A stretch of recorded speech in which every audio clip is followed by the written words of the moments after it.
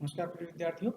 आज की इस क्लास में हम आदिकालीन साहित्य की परिस्थितियां जो थी उनके बारे में चर्चा करेंगे, अर्थात वे कौन कौन से उत्तरदायी कारण थे जिनके आधार पर आदिकालीन साहित्य का निर्माण हुआ, या आदिकालीन साहित्य का जो स्वरूप आज हम देख पा रहे हैं उनके पीछे कौन कौन सी तत्कालीन समसामयिक परिस्थितियां जिम्मेदार थी।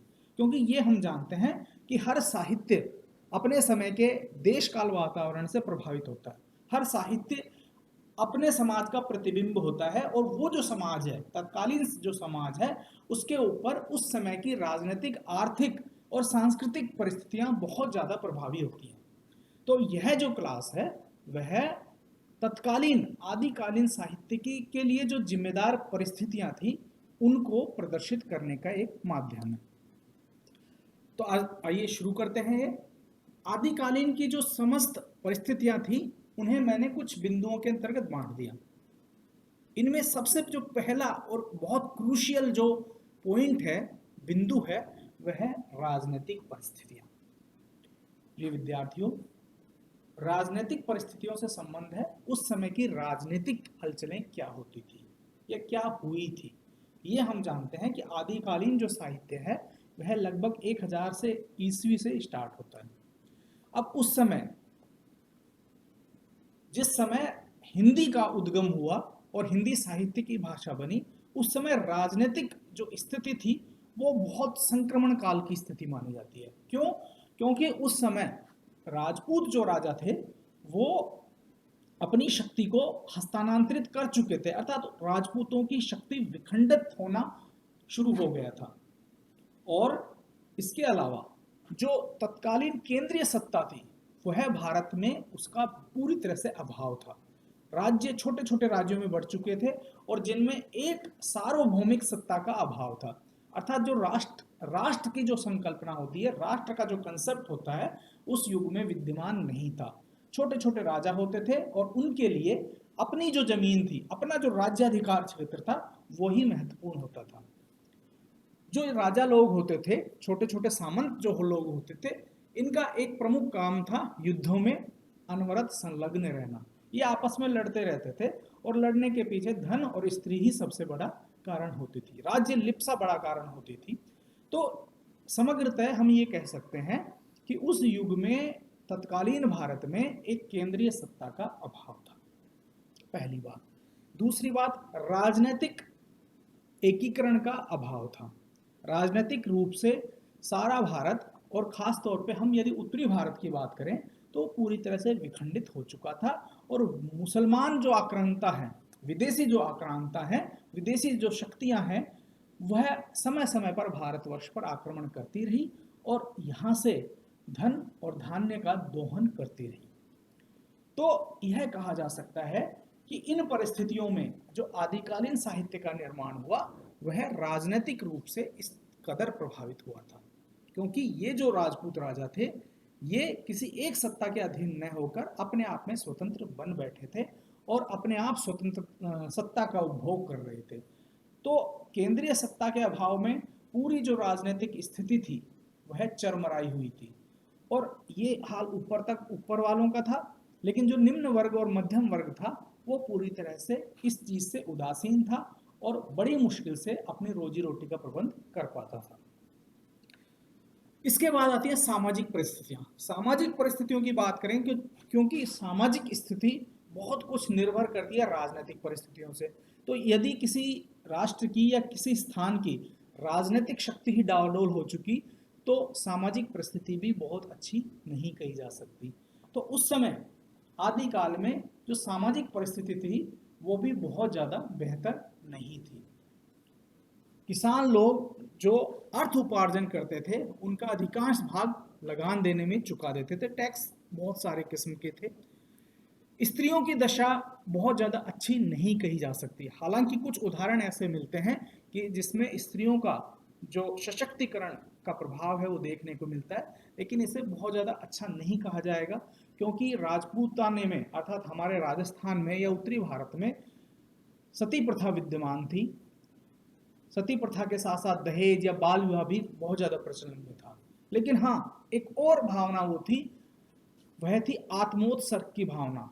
हमारे यहाँ पर स्त्रियां आत्म उत्सर्ग करने के लिए लालायित रहती थी और यही कारण था कि बहुत सारे जौहर इस युग में हुए।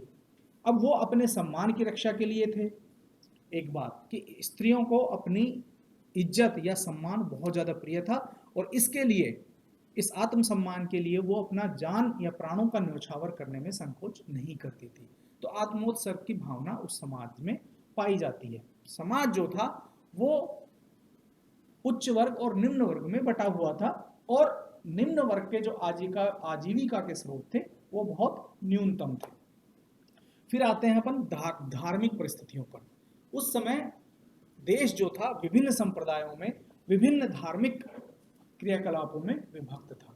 उस समय बौद्ध धर्म का प्रभाव हो चुका था और बौद्ध धर्म भी आगे चलकर दो भागों में बंट चुका था, जिससे कालांतर में बौद्ध धर्म की जो विकृतियां थी उन्हीं के फलस्वरूप सिद्ध साहित्य और बाद में नाथ साहित्य का निर्माण हुआ और भरपूर मात्रा में सिद्ध और नाथ साहित्य लिखा गया। इसके अलावा जैन साहित्य भी प्रचुर मात्रा में था, क्योंकि हमारे पश्चिमी राजस्थान और गुजरात में जैनों का प्रादुर्भाव बहुत ज़्यादा था। इसी कारण जैन साहित्य वहाँ से बहुत ज़्यादा प्रचुर मात्रा में हमें प्राप्त होता है। तो ये कह सकते हैं कि धार्मिक स्थितियाँ उस समय बहुदेववादी थी। हिंदू धर्म अपने जगह था, इसके अलावा मुस्लिम धर्म ने धीरे धीरे पांव पसारना शुरू कर दिया था और धीरे धीरे जब महमूद गजनवी आए यहाँ पर मोहम्मद गोरी के साथ, तो धीरे धीरे भारत में जो विभिन्न चिश्तिया संप्रदाय हैं, जो सूफी संप्रदाय हैं, उनका यहाँ पर पांव जमने शुरू हो गए और धीरे धीरे बाद में इन्हीं संप्रदायों से परिवर्तित होकर, प्रभावित होकर हमारे यहाँ सूफी काव्य की सर्जना देखी जाती है। हिंदू धर्म में भी बहुत ज़्यादा विखंडन की स्थिति थी। रामावत संप्रदाय, शाक्त संप्रदाय, गाणपत्य संप्रदाय, तो इस तरह के शक्ति संप्रदाय, कृष्ण संप्रदाय, तो विभिन्न प्रकार के संप्रदायों का एक संकुल हिंदू धर्म में देखने को मिलता है और उस हिंदू धर्म से विभिन्न संप्रदायों से प्रभावित होते हुए विभिन्न किस्म का साहित्य यहाँ पर रचा गया। तो साहित्य में एक किस्म की विविधता आ गई। विविधता धार्मिक स्तर से देखें तो धार्मिक जिस तरह समाज बटा हुआ था उसी तरह साहित्य भी कैटेगराइज्ड कर दिया गया। साहित्य का भी बहुत प्रकार से वर्गीकरण यहाँ देखने को मिलता है। फिर आते हैं हम साहित्यिक परिस्थितियों की ओर। यदि हम बात करें कि आदिकालीन साहित्य की परिस्थितियां, तो साहित्य के दृष्टिकोण से यह युग जो है वो बहुत ज़्यादा उर्वर युग कहा जाएगा, फर्टाइल युग कहा जाएगा। क्यों? क्योंकि इस समय राजनीतिक रूप से कवियों को बहुत अच्छा संरक्षण प्राप्त होता है।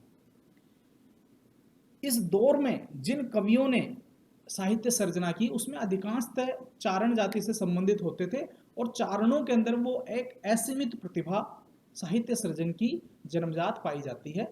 और उस समय राजनीतिक रूप से भी राजाओं ने इस जाति का विशेष रूप से जीविकोपार्जन किया और उन्हें संरक्षण प्रदान किया, जिससे कि बहुत ज़्यादा साहित्य इस जाति द्वारा यहाँ मिलता है। इसके अलावा विभिन्न राजाओं ने धार्मिक संरक्षण देने का भी कार्य किया, जिससे कि जैन धर्म के जो ग्रंथ थे वो इन्हीं राजाओं के संरक्षण में हमें देखने को मिलते हैं। इसके अलावा जो राजस्थानी साहित्य जो था, जो लौकिक साहित्य जो था, वो भी विभिन्न राजाओं के संरक्षण में लिखा गया और कहीं न कहीं साहित्यिक दृष्टिकोण से देखा जाए तो यह जो युग है वह बहुत ज़्यादा उपयोगी या अच्छा कहा जाएगा, क्योंकि विभिन्न प्रकार से वैविध्यपूर्ण साहित्य की सर्जना इस युग में हुई और न केवल साहित्य की बल्कि विभिन्न कलाओं की यहाँ पर संरक्षण प्राप्त हुआ। जैसे हम दिलवाड़ा के जैन मंदिर देखते हैं, वो इसी समय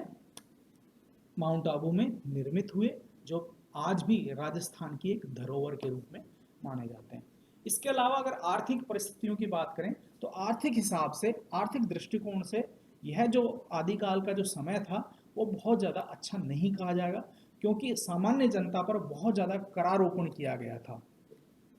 राजनीतिक रूप से युद्ध होते रहते थे तो सामान्य युद्धों की मार जो थी वो सामान्य जनता के ऊपर भी पड़ती थी। तो सामान्य जनता जो थी वो कभी अकाल से, कभी युद्धों की विभीषिका से त्रस्त रहती थी, कभी करारोपण से त्रस्त रहती थी, जिससे कि सामाजिक स्थिति बहुत ज़्यादा निम्न वर्ग की दयनीय हो चुकी थी। लेकिन समग्रतः हम बात करें तो साहित्य के दृष्टिकोण से यह जो युग है